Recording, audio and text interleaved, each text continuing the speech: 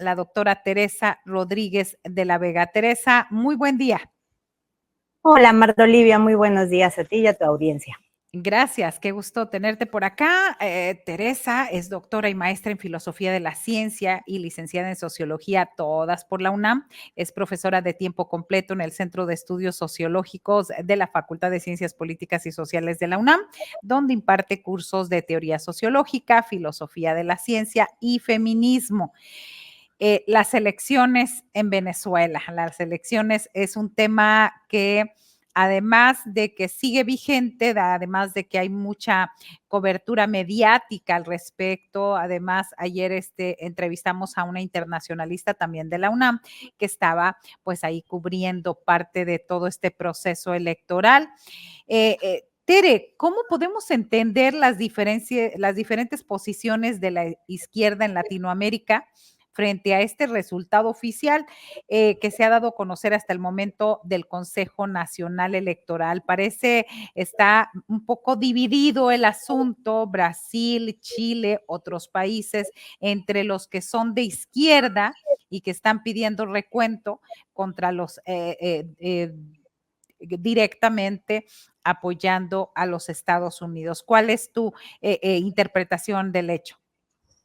Creo que la diversidad de respuestas y de reacciones a la crisis que está ocurriendo en Venezuela en el panorama regional datan de la complejidad del proceso venezolano, ¿no? Es como el tema quizás incluso más polémico que la propia Cuba, el tema más polémico que fractura a lo que así se ha dado a llamar el bloque progresista de gobiernos en América Latina, ¿no? Vimos a un Boric rebasando por la derecha a la propia Kamala Harris, ¿no? Una postura mucho más escéptica que la del gran imperio respecto a los resultados de las elecciones. Y bueno, creo que las reacciones y las posiciones políticas, diplomáticas respecto a Venezuela no se pueden entender por una cuestión de principios y de posicionamientos políticos, sino que en realidad tienen que ver con la geopolítica, ¿no?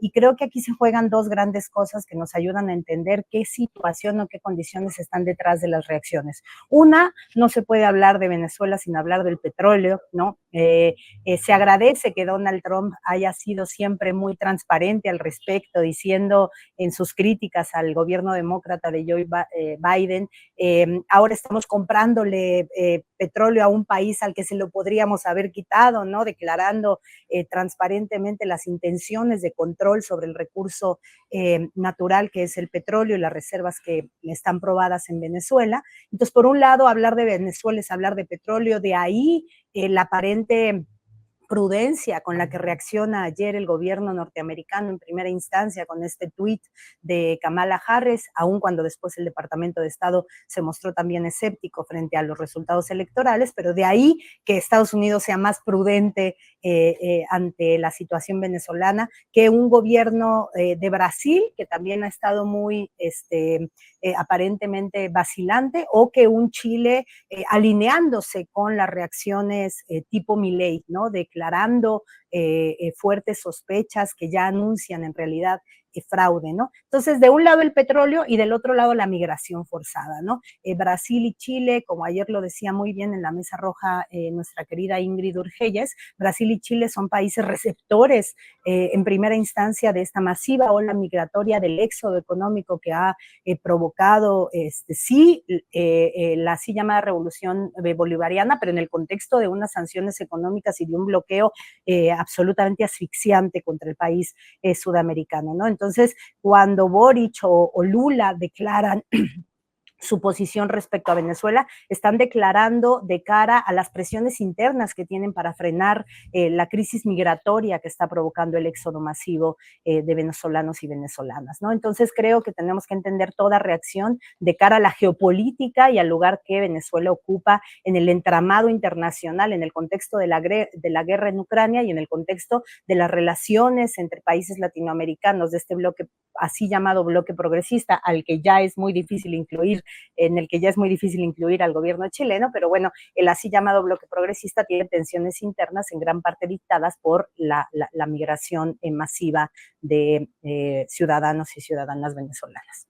Y sí, y por ejemplo, sí fue, bastante mucho más suave la reacción de Kamala Harris y de en Estados Unidos, que, por ejemplo, los, digamos, los que se consideraba aliados, ¿no? En este sentido, ¿qué rumbo, crees que pueda tomar la oposición en Venezuela?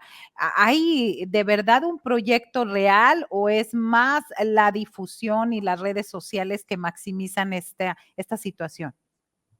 No, me parece que la derecha venezolana está siguiendo el guión de la derecha latinoamericana, ¿no? Y esto es muy interesante porque si nosotros vemos esto como si fuera un guión televisivo, digamos, como de alguien que está escribiendo un guión, una trama con cierta continuidad, podemos ver que los personajes son más o menos los mismos y los diálogos son más o menos los mismos, ¿no? Si recordamos un poquito lo que estaba haciendo la derecha en México en el marco del proceso, del concluido proceso electoral, era la preparación para un proceso de desestabilización postelectoral.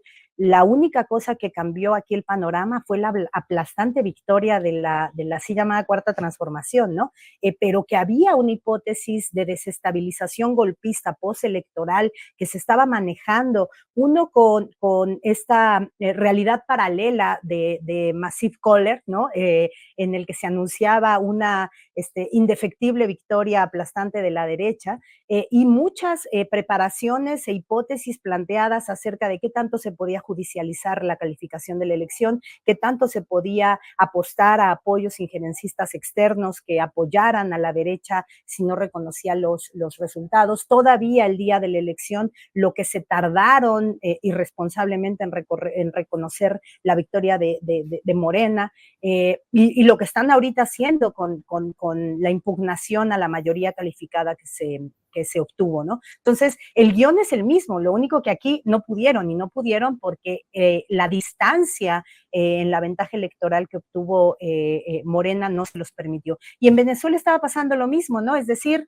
estaban anunciando antes de las elecciones que iban a ganar con el 400% de los votos, digamos, y estaban preparando el terreno para la desestabilización. Allá no tienen lo que tienen en otros países de América Latina, que es la posibilidad de hacer mano, echar mano de las Fuerzas Armadas, porque las Fuerzas Armadas son un soporte material del proceso bolivariano. No tienen posibilidad de hacerlo vía la judicialización, porque tampoco tienen en sus manos el poder judicial como lo podrían tener acá. Y entonces, ¿qué hacen? Pues hacen de la revuelta callejera un mecanismo golpista, ¿no? Entonces, la derecha venezolana como la derecha latinoamericana entera no solo está asistiendo a este proceso patético de masipolarización de la Sí. política, en donde sacan sus cifras alegres, ¿no? Y absolutamente lejanas de la realidad, sino sobre todo está manifestando y mostrando a cada paso su intentona golpista o su vocación golpista, ¿no? La derecha latinoamericana ha decidido que cuando el cauce electoral no les da la victoria en las urnas, van a acudir o al lawfare o a las Fuerzas Armadas cuando pueden hacerlo, o si no, a procesos de desestabilización. Eso sí, en todas las hipótesis, ya sea judicial, ya sea militar o ya sea en las calles, en la revuelta callejera con las guarimbas, siempre eso sí es la constante, apoyado por los grandes poderes económicos, ¿no? Algunos de ellos mostrándose transparentemente en todo su injerencismo golpista, como Elon Musk, ¿no? Entonces, bueno, creo que esa es la variable en común, un golpismo apoyado por el poder económico que en lo local adquiere distintas fuerzas de expresión. Y directamente, muy Elon Musk, directamente influyendo con sus redes sociales, con sus recursos, por ejemplo, en la ultraderecha ya en los Estados Unidos y ahora acá en Venezuela. Y justamente esto, a eso iba. En redes sociales y medios masivos se difundieron una serie de noticias falsas que van desde falsas encuestas de salida, falsos videos de sublevación militar que son de hace al menos 7 años y que los publican como actuales, videos de personas que no se les permitió votar y donde se presentan disturbios. ¿Cuál crees que es el principal objetivo de difundir estas fake news? ¿Es parte de la misma retórica de la derecha, además de que se está manipulando la percepción de usuarios de redes digitales? Porque hay gente que tal vez algunos vamos viendo, buscamos fuentes y demás por nuestra misma tarea, ¿no? Por nuestra misma profesión, pero hay gente que crea a pie juntillas lo que le dicen. que está pasando con una sola imagen, se quedan ahí, se queda grabada. De ahí la importancia de estas, los medios sociodigitales.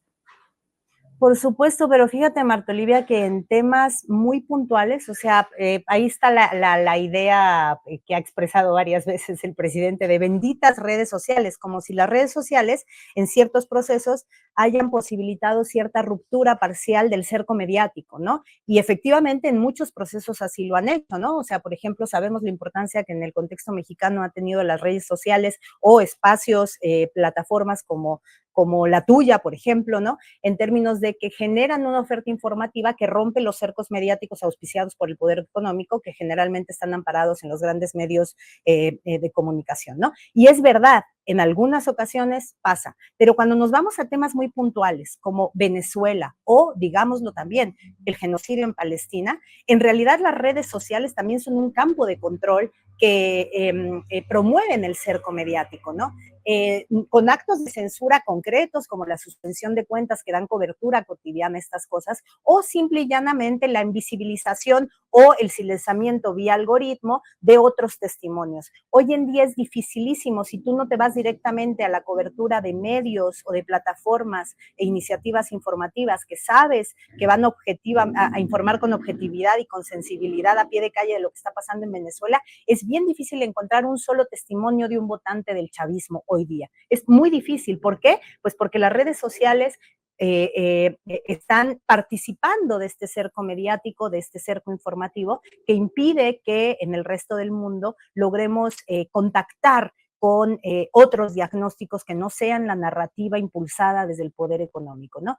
Entonces, ayer, por ejemplo, que tratábamos el tema Venezuela, en la mesa roja, la gente nos decía, aún para nosotros, que somos como usuarios de este tipo de espacios, es bien difícil encontrar la otra cara de la moneda, ¿no? La otra versión de lo que está sucediendo en Venezuela, porque al lado de la magnificación de estos diagnósticos absolutamente alarmistas de la situación en Venezuela, que es una situación alarmante en muchos sentidos, también hay que decirlo, pero al lado de la magnificación está completamente el silenciamiento del proceso real que sostiene a 6 millones de venezolanos refrendando elección tras elección en la continuidad del proyecto que en su momento encabezara Hugo Chávez y que ya desde hace bastante tiempo, también hay que decirlo, encabeza Nicolás Maduro. ¿Cuál sería la salida deseable a esta situación? Porque, volviendo al tema de las redes, en efecto, los números económicos que manejan en Venezuela, pues, uno puede entender por qué se votó por ese proyecto. Ahora sí que de acuerdo a las estadísticas, de acuerdo a la información, ahí está, un buen nivel del PIB, un crecimiento, baja inflación, es decir, los números ahí están. ¿Cómo contrarrestar o cuál sería en estos momentos una salida viable? Porque hemos visto, incluso había un sitio que decía que más de la mitad de los videos que se difunden en redes sociales ahorita sobre Venezuela son o pasados o de otras fechas o no sirven o están sirviendo para malinformar. ¿Cuál sería la salida en estos momentos y cómo informarnos también para decirle a nuestros seguidores? Creo que punto número uno, no podemos ir con la bandera de tonto el que piensa que el pueblo es tonto en el caso mexicano y no aplicarlo en el caso venezolano, ¿no? Me parece que necesitamos una ética informativa y analítica desde la izquierda y desde los espacios mediáticos éticamente comprometidos con las causas populares, de decir no se puede ser condescendiente con el pueblo venezolano, no se puede negar la realidad que hace que millones de venezolanos sigan refrendando el proyecto que hoy día encabeza Nicolás Maduro, ¿no? Y en ese sentido creo que la solución posible pasa por reconocer que reivindicaciones populares, sectores importantes del pueblo venezolano han visto cumplidas tal que refrendan este proyecto, no solo en las urnas, sino que también hay que recordar que el pueblo venezolano ha sido de los pueblos que han salido a las calles a defender su proceso, ¿no? A las calles frente a intentonas golpistas que se han revestido de muchísima violencia, ¿no? Recordemos no solo lo que está pasando ahorita, magnificado sí por los medios, pero sí hay muestras importantes de la violencia con la que se manifiesta estas cuadrillas de la extrema derecha, sino en procesos pasados. Los procesos violentos que acompañaron a la farsa de Guaidó no se nos deben olvidar. Entonces, por un lado, tenemos que intentar ponderar de dónde viene el soporte popular, que menguado sí, pero que sostiene de manera muy importante en las urnas y en las calles al proceso bolivariano. Del otro lado, creo que es muy importante que veamos que intentemos como ponderar los momentos de la crítica y los contenidos de la crítica. Ayer me preocupaba mucho cómo algunas voces de la izquierda nos invitan a anestesiar nuestro antiimperialismo en pos de nuestro espíritu demócrata, ¿no? Sí. Y estar llamando a la transparencia electoral sin tomar en cuenta que en realidad ahorita lo que hay es una intentona de los grandes poderes económicos internacionales de ingerir en el proceso venezolano con intereses económicos muy, muy precisos, ¿no? Entonces, yo les diría, más bien anestesien su escepticismo cuando de lo que se trata es defender la voluntad soberana del pueblo venezolano. Y de ahí podemos decir después muchas cosas, Marta Olivia. O sea, creo que tenemos que también actuar con sensibilidad ante el éxodo masivo de venezolanos. Lo que está pasando cotidianamente en el Darién nos debería doler a todos, pero lo que no podemos es ponernos a cantar a coro hoy día, diciendo Nicolás Maduro, una persona que tiene procesos abiertos en la Corte Penal Internacional, poniéndonos a cantar a coro con la potencia que acaba de recibir en su Congreso a Netanyahu, una persona que está requerida por crímenes de lesa humanidad y por el genocidio en el pueblo, contra el pueblo palestino en la sede de su Congreso, ¿no? Entonces, me parece que es una actitud absolutamente irresponsable desde ciertas voces de izquierda. Por un lado, defender tonto es aquel que piensa que el pueblo en tonto en territorio mexicano y después andar tonteando al pueblo venezolano por las elecciones que ratifican en las urnas. Y por otro lado, no cuidar que nuestras legítimas críticas al proceso venezolano, a el estado del ejercicio de la libertad política desde la izquierda, al éxodo económico que ha lanzado a millones de venezolanos y venezolanas a las condiciones más precarias de la migración y que a muchos tiene por lo menos, por ejemplo, viviendo en condiciones muy, muy, muy precarias en territorio mexicano. No podemos negar esto, pero no podemos engrandecerlo en momentos en donde hay claramente un intentona golpista que sigue el guión que hemos visto reproducirse en otros países de América Latina y que apenas hace algunos meses criticábamos en la intentona de la derecha de generar hipótesis golpistas en el proceso electoral que acabamos de terminar. Difícil, difícil, pero no imposible, ¿no? Recordar siempre, tenerlo como ahí, como un dogma de estar viendo y de estar revisando, ¿no? Porque sí veíamos mucho en los comentarios y bueno, esa era la intención de escucharte hoy y de entrevistarte. Gracias, Tere Rodríguez de la Vega, por estar hoy con nosotros. Te contactaremos más adelante para que nos sigas ilustrando al respecto. Marta Olivia, un gusto estar acá en tu espacio. Gracias. Muy buen día.